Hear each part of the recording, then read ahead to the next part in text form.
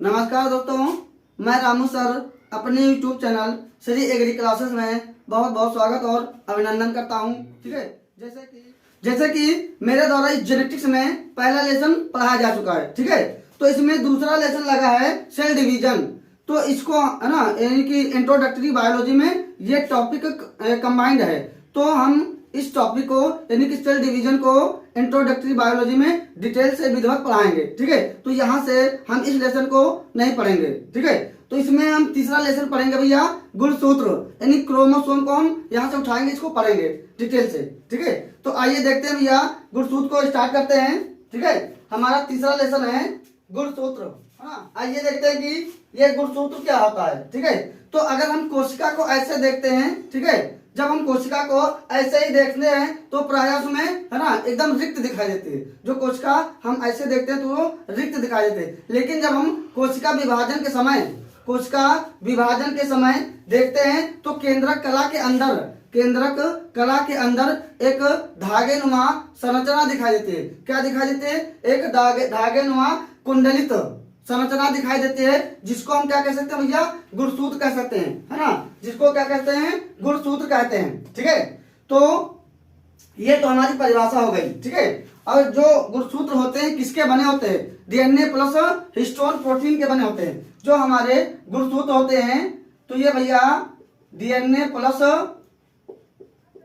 Histone protein के बने होते हैं, है ना। इसको ध्यान रखना है कि जो गुणसूत्र होते हैं हमारे किसके बने होते हैं, है ना, डीएनए प्लस हिस्टोन प्रोटीन के बने होते हैं। ठीक है, आइए हम इसके बात करें कि खोज, जो हमारा गुणसूत्र है, क्रोमोसोम है, इसकी खोज किसने किया था? तो स्ट्रासबर्गर ने किया था। ठीक है, किसने किया था? स्ट्रासबर्गर ने किया था। ठीक है, अब उसके बाद में हम बात करते हैं। ठीक है, इसमें जो जीन होते हैं, जीन एक शब्द आता है जीन, तो जीन कहाँ पाए जाते हैं? तो जो हमारा क्रोमोसोम होता है, गुणसूत्र होता है, उसी में उसके चारों तरफ क्या चिपके होते हैं? जीन्स चिपके होते हैं। ठीक है, जैसे कि एक माला होता है ना, माला होता है, माले में क्या होता है? एक एक मोती, है ना, संयुक्त होकर के जुड़ करके क्या बनाता है? एक माला बनाता है। ठीक है, उसी प्रकार जो गुणसूत्र होते हैं उसमें जीन्स चारों ओर उसके चिपके होते हैं। ठीक है, तो ये हमारा बेसिक पॉइंट हो गया भैया गुणसूत्र के बारे में। ठीक है, आइए हम बात करते हैं कि गुणसूत्रों की आकार की, है ना, गुणसूत्रों की आकार की, गुणसूत्रों की आकार की, गुणसूत्रों की आकार की, है ना, यानी इनका आकार कैसा होता है? तो इनको मार्फोलॉजी क्या कह सकते हैं? मार्फोलॉजी, है ना, मार्फोलॉजी ऑफ क्रोमोसोम कह सकते हैं। क्रोमोसोम यानी कि जो गुणसूत्र होते हैं इनका आकार कैसे होता है? ठीक है, तो इनका जो गुणसूत्र होते हैं इनका जो आकार होता है वह स्थिर नहीं होता है। ठीक है, इनका जो आकार होता है वह अस्थिर होता है। ठीक है, या तो ये भैया सर्पिलाकार हो सकते हैं, सर्पिल। ठीक है, और कैसे हो सकते हैं? वक्राकार, है ना, वक्र के आकार के वक्राकार हो सकते हैं। ठीक है, और या तो धागे नुमा हो सकते हैं, धागे, है ना, धागे नुमा हो सकते हैं, है ना, धागे नुमा हो सकते हैं, है ना, सर्पिलाकार वक्र के आकार के धागे नुमा। और लंबाई में अगर हम लंबाई की बात करें तो ये भैया कैपिटल एल, कैपिटल वी और कैपिटल जे और कैपिटल ओ आकार के हो सकते हैं, है ना, capital L, capital J, capital V और कैपिटल ओ आकार के ये लंबाई में हो सकते हैं। ठीक है, तो ये हमारी क्या हो जाएगी? गुणसूत्रों की आकार की यानी मार्फोलॉजी, इनकी बनावट कैसे होती है। ठीक है, तो सर्पिल का, है ना, सर्पिल हो सकते हैं, धागे नुमा हो सकते हैं, है ना, धागा जानते हो, एक धागा जो होता है उलझा, ठीक है, उस आकार के हो सकते हैं। ठीक है, और कैपिटल एल के आकार के हो सकते हैं, और किस आकार के हो सकते हैं भैया? कैपिटल जे के आकार के, कैपिटल वी के आकार के और कैपिटल ओ आकार के हो सकते हैं। ठीक है, तो ये हमारा हो गया गुणसूत्रों की आकार। देखते हैं, ये हमारे गुणसूत्र की संरचना के बारे में बात करते हैं। ठीक है, तो जो हमारा गुणसूत्र होता है, ठीक है, वह 5 है ना 6 पॉइंटों से मिलकर बना होता है। ठीक है, कौन कौन से होते हैं? एक होता है मैट्रिक्स, ठीक है, उसके बाद में क्रोमो, है ना, क्रोमोनिमा होता है, या इसी को हम क्रोमोनिमेटा भी कह सकते हैं, ठीक है। उसके बाद में क्रोमोमियस होता है, उसके बाद में सेंट्रोमियस होता है, ठीक है, द्वितीय संकुचन होता है, और टीलोमियस होता है, ठीक है। तो इन सब से मिलकर के हमारे जो गुणसूत्र की संरचना बनती है, ठीक है। तो इसमें सबसे पहले आता है कि टीलोमियस क्या होता है ना, टीलोमियस, ठीक है, जो गुणसूत्र होता है, ठीक है। तो यह है ना सबसे इसका ऊपरी वाला सिरा, यानी जिसको हम ध्रुव बोल सकते हैं, ठीक है, पोल, तो सबसे जो ऊपर वाला भाग होता है, ठीक है, इसको हम टीलोमियस बोलते हैं, ठीक है। तो ये दो होते हैं, है ना, ऊपर, और इसको भी हम टीलोमियस बोल सकते हैं, ठीक है। तो हमारे दो टीलोमियस होते हैं, यानी दो ध्रुव होते हैं, हमारे गुणसूत्र के दो ध्रुव होते हैं, ठीक है।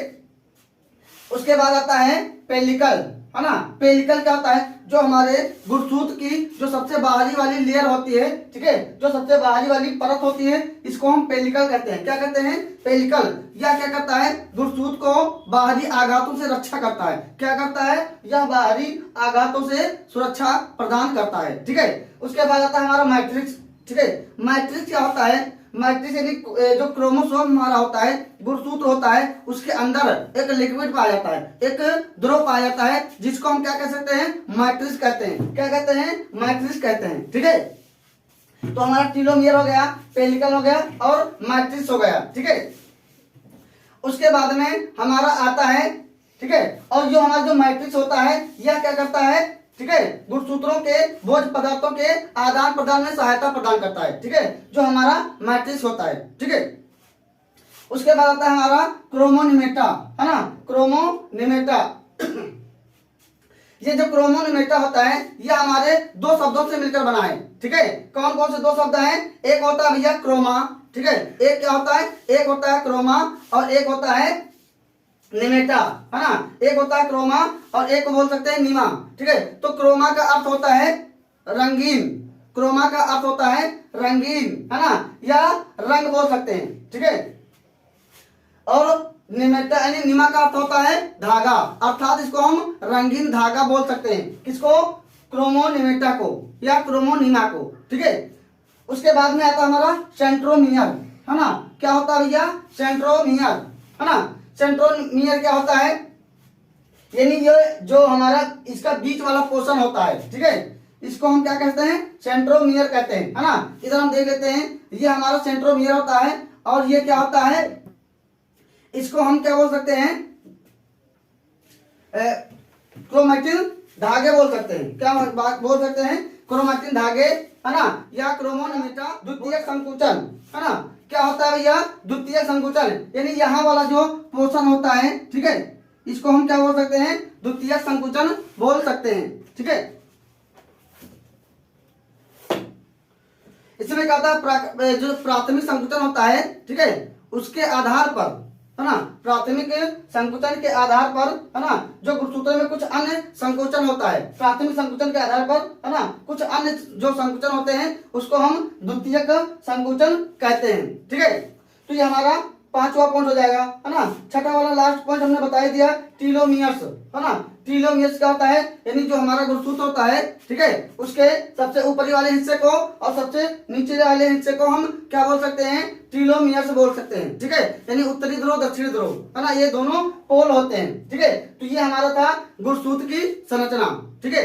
तो ध्यान रखना किन किन चीजों से मिलकर हमारा जो क्रोमोसोम होता है बनता है, ठीक है। इन 6 चीजों से मिलकर हमारा क्रोमोसोम का निर्माण होता है, बनता है, ठीक है। रासायनिक संगठन, ठीक है, यानी कि हमारा जो गुणसूत्र होता है, इसमें कौन कौन से तत्व पाए जाते हैं, है ना, कौन कौन चीजें होती हैं जिसके द्वारा हमारा गुणसूत्र का निर्माण होता है, ठीक है। तो हमने जैसे पहले ही बता दिया था, ठीक है, कि जो हमारा गुणसूत्र होता है वह DNA plus histone, DNA plus histone protein से मिलकर बना होता है। जो हमारा गुणसूत्र होता है किसके किसके मिलकर बना होता है, डीएनए प्लस हिस्टोन प्रोटीन से मिलकर बना होता है। और कुछ मात्रा में इसमें क्या पाया जाता है भैया, है ना, आरएनए भी होता है, कुछ मात्रा में आरएनए भी पाया जाता है, ठीक है, कुछ मात्रा में आरएनए भी पाया जाता है, ठीक है, प्लस आरएनए भी लिख सकते हैं, आरएनए, है ना। डीएनए का फुल फॉर्म ही पता होगा सब लोगों को भैया, है ना। RNA ribo nucleic acid, DNA क्या होता है, डीऑक्सी राइबो न्यूक्लिक एसिड, ठीक है। तो हमारा, है ना, डीएनए जो बना गुणसूत्र बना होता है डीएनए प्लस हिस्टोन प्रोटीन, और कुछ मात्रा में हमारा क्या होता है, न्यूक्लिक अम्ल यानी कि ये आरएनए भी होता है, ठीक है। और कुछ मात्रा में लिपिड्स भी होते हैं, ठीक है। तो इस तरह से हमारे क्रोमोसोम का, है ना, जो संगठन होता है, ठीक है। उसके बाद में अगर हम बात करें कि जो हमारा क्रोमोसोम होता है गुणसूत्र, ठीक है, यह दो प्रकार का होता है, ठीक है। इंटरमीडिएट में आप लोगों ने पढ़ा होगा बायोलॉजी में कि जो हमारा गुणसूत्र होता है दो प्रकार का होता है, एक होता है हेटेरोक्रोमैटिन, एक होता है यूक्रोमैटिन, है ना। एक होता है हेटेरोक्रोमैटिन, एक होता है यूक्रोमैटिन, ठीक है। एक होता है हेटेरोक्रोमैटिन,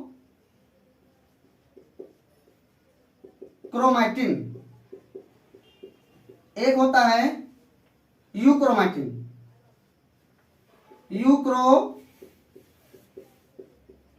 है ना। तो ये हमारे जो डीएनए गुणसूत्र होता है उसके दो पार्ट होते हैं, दो भाग मान सकते हैं कि ये दो प्रकार का होता है, ठीक है। जो हमारा ये हेटेरोक्रोमैटिन होता है, यह क्या होता है, यह अधिक, है ना, अधिक रंग, गहरा रंग प्रदान करता है, ठीक है। जो हमारा हेटेरोक्रोमैटिन होता है यह क्या प्रदान करता है, गहरा रंग प्रदान करता है, और जो यूक्रोमैटिन होता है ना, यह हल्का रंग प्रदान करता है, ठीक है। तो ध्यान रखना है हेटेरोक्रोमैटिन और यूक्रोमैटिन के बारे में, ठीक है।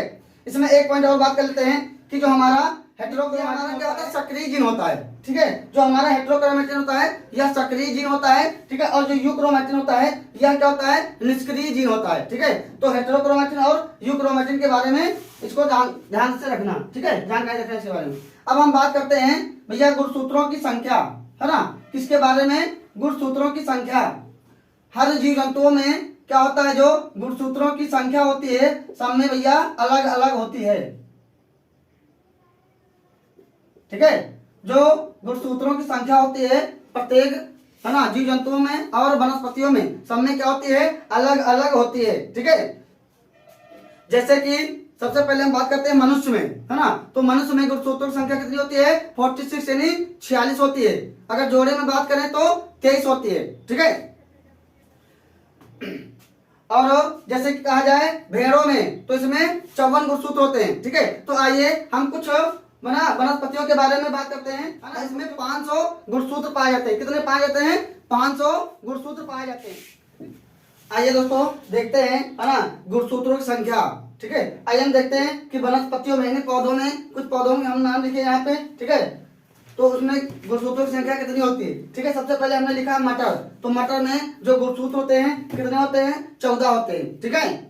अगर ये जोड़ी में बात करें तो 7 हो जाएगी, 7 जोड़ी, ठीक है। टमाटर में भैया 24 होते हैं, कितने होते हैं, 24। आलू में कितने होते हैं, है ना, आलू में होते हैं 48, 48। चना में होते हैं कितने, 16 होते हैं, ठीक है। धतूरा में कितने होते हैं, 24, है ना। प्याज में कितने होते हैं, 16 होते हैं, ठीक है। प्याज का वैज्ञानिक नाम होता है एलियम सीपा, ठीक है। ये तो आगे हम पढ़ाएंगे फिर। सेब में 34 होता है। मक्का जिया में, है ना, इसमें 20 होते हैं। गुणसूत्र कितने होते हैं, 20।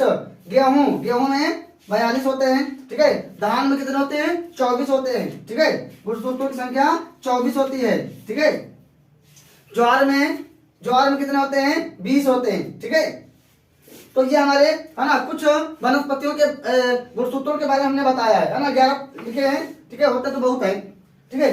तो उसके बाद में हम बात करते हैं कि जंतुओं में, है ना, जंतुओं में भी गुणसूत्र पाए जाते हैं, ठीक है। इनमें भी अलग अलग संख्या होती है। सबसे पहले हम बात करते हैं मनुष्य में, तो मनुष्य में कितने गुणसूत्र होते हैं, इनकी संख्या होती है भैया 46 होती है। अगर जोड़े में बात की जाए तो 23 जोड़े होते हैं, ठीक है। उसके बाद में हम बात करते हैं बंदर, है ना। मंकी में कितने होते हैं, 22 यानी 42 होते हैं। कितने होते हैं, 42 गुणसूत्र होते हैं, ठीक है। उसके बाद में हम बात करते हैं ऊंट में भैया 60 होते हैं। कितने गुणसूत्र होते हैं, 60 गुणसूत्र होते हैं, यानी 30 जोड़ी।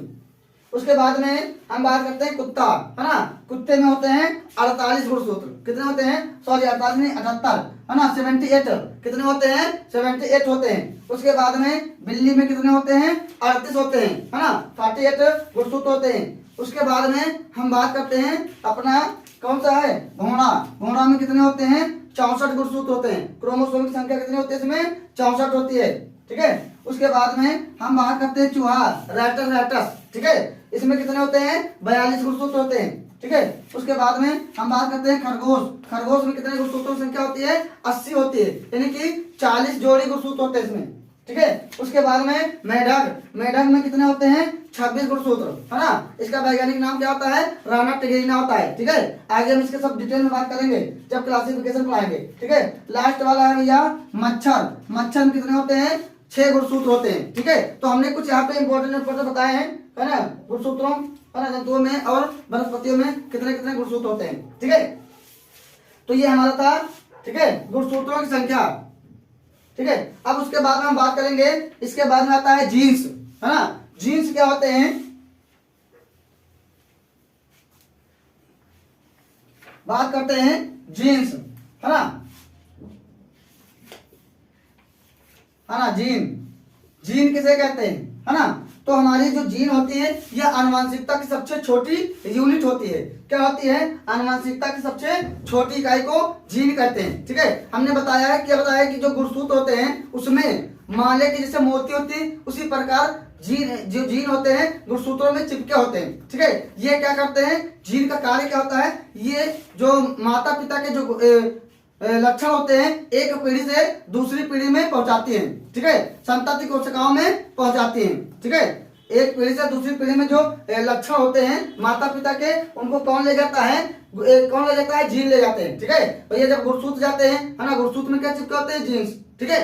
तो ये हमारा हो जाता है, ठीक है। अगर जीन की परिभाषा एक बात और करें कि जो जीन होती है ना, जो हमारी जीन होती है डीएनए के, है ना, डीएनए का छोटे से छोटा भाग होता है। जीन जो होती है डीएनए का छोटे से छोटा भाग होता है जो एक पॉलीपेप्टाइड अणु का निर्माण करता है। किसका निर्माण करता है? एक पॉलीपेप्टाइड का निर्माण करता है, ठीक है। तो ये हमारा जीन्स हो गया। अब उसके बाद में हम बात करते हैं कुछ विशेष प्रकार के क्रोमोसोम, है ना। कुछ विशेष प्रकार के गुणसूत्रों के बारे में हम बात करते हैं। कुछ विशेष प्रकार के गुणसूत्र, ठीक है। कुछ विशेष प्रकार के गुणसूत्र, ठीक है, इसमें हम बात करते हैं, ठीक है। एक है हमारा पॉलीटीन गुणसूत्र। कौन सा है?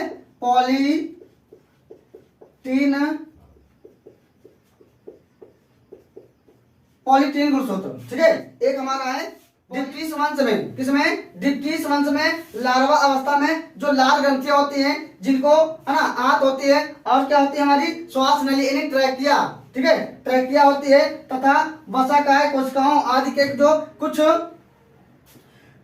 गुणसूत्र, है ना, शारीरिक गुणसूत्रों से क्या होते हैं? भिन्न होते हैं तथा क्या होते हैं? आकार में बड़े होते हैं, ठीक है।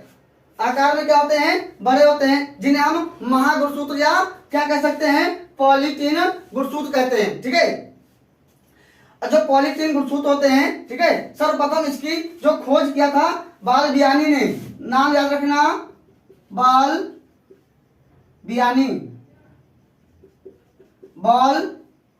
ने कब किया था भैया? सन 1900, है ना, कब किया था? 1881 में, 1881 में किया था, ठीक है। पॉलीटीन जो गुणसूत्र होता है इसकी खोज किसने किया था? बालबियानी ने 1881 ईस्वी में किया था। और जो ये पॉलीटीन नाम है ये किसने दिया था भैया? कोलर ने, ठीक है।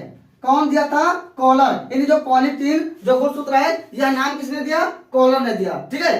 तो ये हमारा हो गया पॉलीटीन गुणसूत्र, ठीक है। उसके बाद में हम बात करते हैं भैया लैम्ब्रस गुणसूत्र। कौन सा है? लैम्ब्रस गुणसूत्र, ठीक है। लैम्ब्रस गुणसूत्र इसमें क्या होता है? ठीक है, इसकी जो खोज किया, पता किसने किया था? एक वैज्ञानिक थे, है ना, रकर्ट, ठीक है। क्या किसने किया था? इसकी जो पहचान है रकट वैज्ञानिक, इन्होंने कब किया था? तो 1892 में, ठीक है। कब किया था? 1892 में इसकी जो खोज किया था, ठीक है। जो हमारा दूसरा गुणसूत्र है कौन सा? लैम्बरस गुणसूत्र, ठीक है। रकट नामक वैज्ञानिक ने इसकी खोज किया था, ठीक है।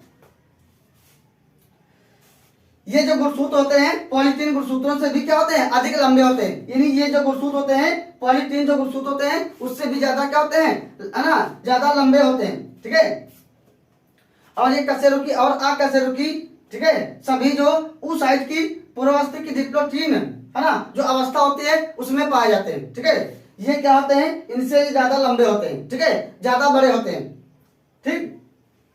तो ये हमारा लैम्बरस गुणसूत्र है, ठीक है। कुछ विशेष प्रकार के जो गुणसूत्र हैं, ये पहला कौन सा हो जाएगा? पॉलीथीन गुणसूत्र, ठीक है, जिसकी खोज किसने किया था? बालबियानी ने, ठीक है, 1881 ईस्वी में खोज किया था, ठीक है। तो यहाँ से क्वेश्चन बन सकता है। उसके बाद में, ठीक है, यानी जो पॉलीथीन गुणसूत्र है इसका नाम किसने दिया था? तो कोलर नामक वैज्ञानिक ने, ठीक है। उसके बाद में जो लैम्बरस गुणसूत्र है इसको रकट नामक, है ना, वैज्ञानिक ने 1892 ईस्वी में खोजा था, ठीक है। उसके बाद में हम बात करते हैं भैया, एक होता है बी गुणसूत्र, ठीक है। क्या होता है? बी गुणसूत्र, है ना। ये क्या होता है? ये जो बी गुणसूत्र होता है ये क्या होता है? ठीक है, कभी कभी क्या होता है जीवों में, कभी कभी जीवों में सामान्य गुणसूत्रों के अतिरिक्त दो या अन्य जो गुणसूत्र होते हैं वे क्या होते हैं? भी पाए जाते हैं, ठीक है। कभी कभी कुछ जीवों में सामान्य गुणसूत्रों के अतिरिक्त कुछ जो अन्य गुणसूत्र भी पाए जाते हैं जिनको हम बी गुणसूत्र या क्या कह सकते हैं? उसके बाद में या इसको हम विशिष्ट गुणसूत्र कह सकते हैं। क्या? बी गुणसूत्र या विशिष्ट गुणसूत्र कह सकते हैं, ठीक है। तो ये हमारा बी गुणसूत्र हो गया, ठीक है। तो ये हमारे कुछ विशेष प्रकार के गुणसूत्र हो गए, तो इनके बारे में ध्यान रखना, ठीक है। यहाँ से क्वेश्चन बन सकते हैं, ठीक है। तो एक हमारा है आनुवंशिकता का गुणसूत्रवाद, ठीक है। इसमें क्या होता है कि जब केंद्रक का विभाजन होता है, ठीक है, जब केंद्रक का विभाजन होता है तब उसमें कुछ धागे नुमा संरचनाएं दिखाई देती हैं, ठीक है। क्या दिखाई देती हैं? धागे नुमा स्पष्ट संरचनाएं दिखाई देने लगती है, जिसको, ठीक है, एक वैज्ञानिक थे वाल्डेयर, इन्होंने क्या कहा? इसको गुणसूत्र नाम दिया। क्या नाम दिया? गुणसूत्र नाम दिया। कब दिया? 1888 ईस्वी में, ठीक है। और एक उसके बाद में 1884 में स्ट्रासबर्गर, है ना, स्ट्रासबर्गर और हार्डविग तथा बीजमैन ने क्रमशः इनको क्या कहा? ठीक है, इनको गुणसूत्र की आनुवंशिकता का भौतिक आधार बताया, ठीक है। क्या कहा? इनको आनुवंशिकता का भौतिक आधार बताया, ठीक है। और ये केंद्रक में क्या होते हैं?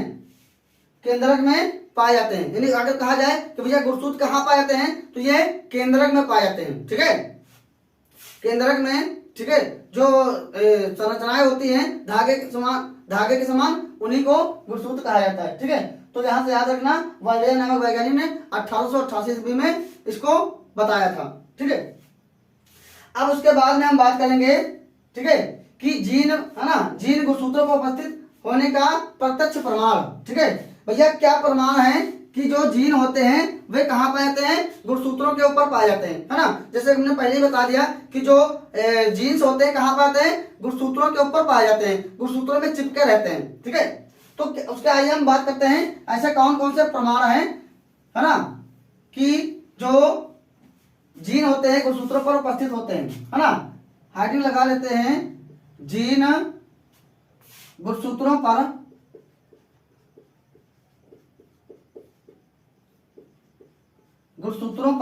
उपस्थित होने का प्रत्यक्ष प्रमाण। जीन गुणसूत्रों पर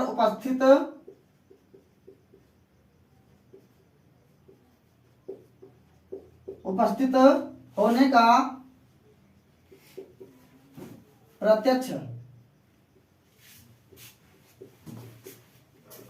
प्रमाण, ठीक है। ऐसे कौन कौन से प्रमाण है, ठीक है, जिससे हम सिद्ध करेंगे कि भैया जो जीन्स होते हैं वे गुणसूत्रों पर। तो इसमें बताया गया है कि क्या होता है कि किसी भी, है ना, किसी भी पौधे के जो शुक्राणु, है ना, किसी भी पौधे के शुक्राणु में या कोशिका द्रव्य में, है ना, या कोशिका द्रव्य होता ही नहीं है। ठीक है, किसी भी पौधे के शुक्राणु में या तो क्या होता है, कोशिका द्रव्य होता ही नहीं है अथवा बहुत ही कम मात्रा में पाता है, या तो कम होता है या तो पाया ही नहीं जाता है। ठीक है, जबकि जो अंडे होते हैं, अंडे में कोशिका द्रव्य, अंडे में कोशिका द्रव्य, ठीक है, अंडे में कोशिका द्रव्य की जो मात्रा शुक्राणु की अपेक्षा बहुत अधिक होती है। अंडे में जो है ना, जो इसकी मात्रा होती है किसकी, कोशिका द्रव्य की, ठीक है, वो क्या होती है, शुक्राणु से बहुत अधिक होती है। ठीक है, परंतु जो संतानें होती हैं, संतान की आनुवंशिकता का आधा भाग शुक्राणु से आता है। ठीक है, जो संतान होती है उसका भाग, आधा भाग किससे आता है भैया, आधा भाग शुक्राणु से आता है और आधा भाग अंडाणु से आता है। ठीक है, तो जिससे क्या होता है, इससे यह पता चलता है, ठीक है, कि जो जीन्स होते हैं वे गुणसूत्रों पर ही स्थित होते हैं। ठीक है, यानी कि आधा भाग माता से आता है और आधे भाग पिता से आते हैं। ठीक है, तो माता के लक्षण जाते हैं कुछ और कुछ पिता के लक्षण जाते हैं। ठीक है, तो भैया जो गुणसूत्र जाते हैं उसी पे जीन्स चिपके होते हैं। ठीक है, अगर हम दूसरे की बात करें, दूसरे पॉइंट की, है ना, यह हमारा पहला पॉइंट हो गया। दूसरा पॉइंट हो जाएगा कि संतान अपने माता पिता के साथ बहुत अधिक समानता प्रदर्शित करती है। ठीक है, जो संतान होती है ना, वह क्या होती है, अपने माता पिता के समान ही प्रदर्शित होती है। ऐसा क्या कारण है कि जो संतान होती है अपने माता पिता के समान ही दिखती है। ठीक है, उसका कोई और कारण नहीं है, केवल क्या है, गुणसूत्र पर उपस्थित जीन के कारण होती है। ठीक है, जैसे कि कोई बच्चा पैदा होता है, ठीक है, छोटा बच्चा होता है तो बताया जाता है भैया ये तो बच्चा अपने मामा के ऊपर पड़ा है या दादाजी के शक्ल लिए हुए, है ना, इसकी आंखें, है ना, इसके दादाजी के जैसी है। ठीक है, तो वो किसके कारण होता है, गुणसूत्रों के कारण होता है ना, जो गुणसूत्र होते हैं उसके ऊपर उपस्थित जीन होते हैं उसके कारण होता है। कि जो माता पिता तथा संतान के गुणसूत्र का ध्यान पूर्वक अध्ययन करने से भी मालूम होता है, ठीक है, कि प्रायः प्रत्येक जाति में जो गुणसूत्र होते हैं उनका आकार, ठीक है, उनकी संख्या सब क्या होती है, अलग अलग होती है। ठीक है, उसके बाद अगर हम बात करें तीसरे पॉइंट, क्या होता है, अंतर होता है। ठीक है, कि जो लिंग निर्धारण वाले जो गुणसूत्र होते हैं, अगर हम मानव की बात करें, ठीक है, तो x होता है, ठीक है, और एक xy होता है। ठीक है, तो इसमें 22 जोड़ी क्या होते हैं, समान होते हैं, और 22 जोड़ी इसमें क्या होते हैं, समान होते हैं। ठीक है, 22 दूना 44, है ना, और इसमें एक जोड़ी जो होता है xy, और इसमें जो एक जोड़ी होता है क्या होता है ना, y गुणसूत्र होता है ना। इसमें यानी कि 22 जोड़ी दोनों क्या होते हैं, समान होते हैं, लेकिन 23वीं जोड़ी का जो गुणसूत्र होता है वह क्या भिन्न होता है, क्या होता है, भिन्न होता है, जिसके द्वारा क्या होता है, लिंग का निर्धारण होता है। ठीक है, तो इससे हम भी पहचान सकते हैं कि जो गुणसूत्र होते हैं, ठीक है, जीन होते हैं, उस पर क्या उपस्थित होते हैं, है ना, गुणसूत्रों पर जीन उपस्थित होते हैं। ठीक है, तो जिसके कारण, ठीक है, जिसके कारण लिंग का निर्धारण होता है। ठीक है, उसके बाद में हम बात करेंगे तीसरा पॉइंट, है ना, ये दूसरा हो गया। ठीक है, हमारा तीसरा पॉइंट हो जाएगा कि विनिमय में जीन के सहयोग, है ना, संयोग क्या होते हैं, बदल जाते हैं। विनिमय, है ना, विनिमय के संयोग से जीन क्या होते हैं भैया, बदल जाते हैं। और क्या होता है, उनसे भी एक बात का प्रमाण मिलता है कि जो जीव होते हैं, जो जीव के जीन्स होते हैं गुणसूत्रों पर ही उपस्थित होते हैं। किस पर उपस्थित होते हैं, जीन जो होते हैं गुणसूत्रों पर ही उपस्थित होते हैं। ठीक है, उसके बाद में अगर हम बात करें, ठीक है, कि कुछ जीवों में हुए गुणसूत्रों की संख्या में भी क्या होता है, इस बात का, है ना, इस बात को सिद्ध करते हैं कि जो जीन्स होते हैं गुणसूत्रों पर ही स्थित होते हैं। जैसे कि अगर हम उदाहरण की बात करें, ठीक है, कि धतूरे में जो गुणसूत्रों के, है ना, कुलों की जो संख्या होती है वो वृद्धि हो जाने पर फल के आकार तथा कुछ अन्य लक्षणों के कारण क्या होती है, वृद्धि हो जाती है। ठीक है, उसके बाद में अगला लास्ट वाला पॉइंट करते हैं बात, ठीक है, कि जो गुणसूत्र होते हैं गुणसूत्रों में किसी भी प्रकार के जो रचनात्मक परिवर्तनों से पौधों में क्या होता है, रचनात्मक परिवर्तनों से पौधों में क्या होता है, लक्षणों में भी परिवर्तन आ जाते हैं। ठीक है, क्या होता है, रासायनिक परिवर्तनों से भी क्या होते हैं, लक्षणों में परिवर्तन आ जाता है, जिससे क्या स्पष्ट होता है कि भैया जो गुणसूत्र होते हैं किस पर चिपके होते हैं, जीन्स पर चिपके होते हैं। ठीक है, तो हमने इसके 4 पॉइंट बता दिए। ठीक है, अब उसके बाद में हम बात करेंगे कि मेंडेलियन कारकों एवं गुणसूत्रों में, है ना, मेंडेलियन कारक और गुणसूत्रों में क्या समानताएं होती हैं। ठीक है, क्या समानताएं होती हैं।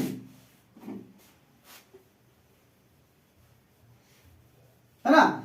उसके बाद हम बात करते हैं कि मेंडेलियन कारकों एवं गुणसूत्रों में समानताएं क्या क्या होती हैं। ठीक है, तो हम पहले की बात करते हैं क्या कौन कौन सी समानताएं होती हैं। ठीक है, जो कायिक कोशिकाएं होती हैं, कौन सी, है ना, दो तरह की कोशिकाएं होती है हमारे शरीर में। एक होती है कि हमारी कायिक किसका निर्माण करती है, काया का। ठीक है, और एक होती है जो लिंग का निर्धारण करती है। ठीक है, तो दो कोशिकाएं होती है। जो कायिक कोशिकाओं में युग्मकों की अपेक्षा जो फैक्टर्स की संख्या क्या होती है, दो गुनी होती है। कितनी होती है, दो गुनी होती है। ठीक है, उसी प्रकार जो गुणसूत्र में भी क्या होती है, कायिक कोशिकाओं में युग्मकों की अपेक्षा गुणसूत्रों की संख्या क्या होती है, दो गुनी होती है ना, यानी द्विगुणित होती है।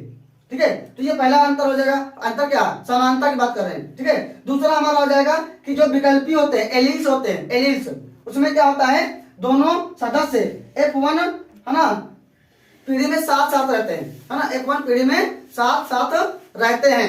ठीक है, और इधर गुणसूत्रों में भी क्या होता है, दो समजात गुणसूत्र F1 पीढ़ी में साथ साथ रहते हैं। ठीक है, अब उसके बाद हम तीसरे पॉइंट की बात करते हैं। ठीक है, इसमें क्या हो जाएगा, किसी संकरण में, संकरण, है ना, किसी भी संकरण में क्या होता है, भाग लेने वाले दो जोड़े, है ना, दो जोड़े, ठीक है, फैक्टर्स में स्वतंत्र अपव्यवहार होता है। क्या होता है, स्वतंत्र अपव्यवहार होता है। ठीक है, अब गुणसूत्रों में भी यही होता है। क्या होता है, अर्थसूत्र में समाज, है ना, समजात जो गुणसूत्र होते हैं, ठीक है, के दो युग्म क्या होते हैं, स्वतंत्रता पूर्वक पृथक्करण करते हैं। ठीक है, आइए हम लास्ट की समानता की बात करते हैं। चौथा पॉइंट हमारा क्या हो जाएगा कि जो हमारा जो फैक्टर्स होता है, ठीक है, की जैविकता पीढ़ी दर पीढ़ी बनी रहती है। जो फैक्टर्स की जो क्या होती है, जैविकता होती है, वो क्या होती है, पीढ़ी दर पीढ़ी क्या होती है, बनी रहती है। ठीक है, और जो गुणसूत्र में क्या होता है, किसी भी जीव में, है ना, गुणसूत्र प्रत्यक्ष रूप में या उसके, है ना, माता पिता से भी क्या होते हैं, आते रहते हैं, और नई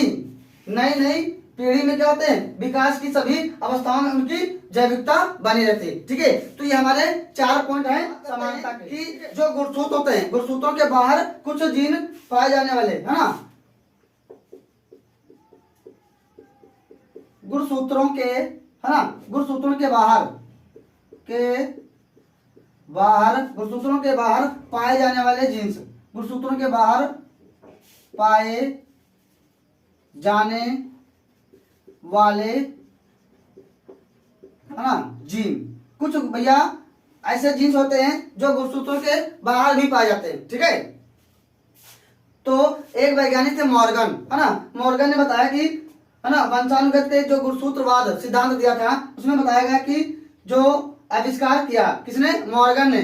ठीक है, इन्होंने क्या बताया कि तो उस समय क्या यही माना जाता था, क्या माना जाता था कि उस समय यही माना जाता था कि प्रत्येक, है ना, जो लक्षण को नियंत्रित करता है, प्रत्येक लक्षण को जो नियंत्रित करने वाला जो जीन्स होता है, वो क्या होता है, ठीक है, गुणसूत्र पर ही स्थित होता है। किस पर स्थित होता है, पहले यही माना जाता था कि जो नियंत्रित करने वाला, प्रत्येक लक्षण को नियंत्रित करने वाला जो क्या है, जीन्स है, वह कहाँ पाता है, गुणसूत्र पर ही पाया जाता है। ठीक है, उसके बाद में क्या हुआ, उसके बाद में गुणसूत्रों के, है ना, गुणसूत्रों से बाहर कोई जीन नहीं पाया था। ऐसा बताया गया कि गुणसूत्रों के बाहर कोई जीन नहीं पाया जाता है।